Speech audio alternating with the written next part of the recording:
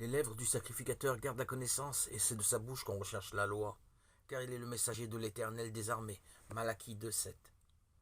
Au milieu des tristes déclarations de l'Éternel que rapporte Malachie au sujet de la faillite des sacrificateurs d'Israël, nous trouvons ici la mention claire de l'une de leurs plus importantes responsabilités.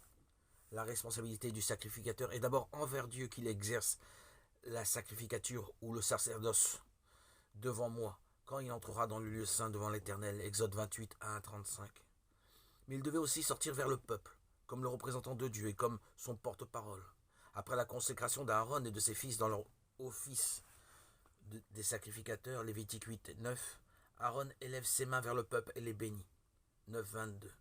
Moïse et Aaron entrèrent dans la tente d'assignation, puis ils sortirent et bénirent le peuple, et la gloire de l'Éternel apparut à tout le peuple. Verset 23.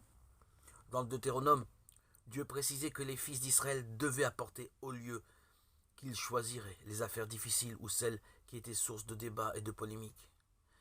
Les sacrificateurs lévitiques et le juge de ce jour-là devaient déclarer la pensée de Dieu sur la question.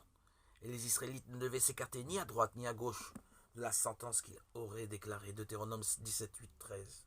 Dieu avait donc dit aux sacrificateurs comment diagnostiquer la lèpre, comment savoir si la lèpre était guérie, et ce qu'il fallait offrir pour la purification du lépreux. Lévitique 13, 14, Deutéronome 24, 8.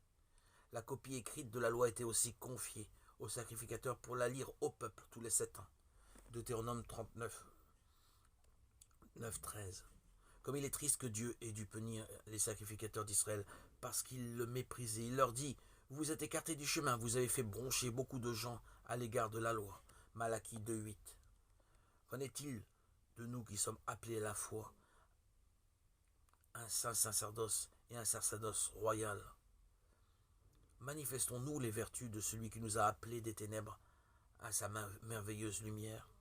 1 Pierre 2, 5, 9. C'est à cela que sa grâce nous appelle.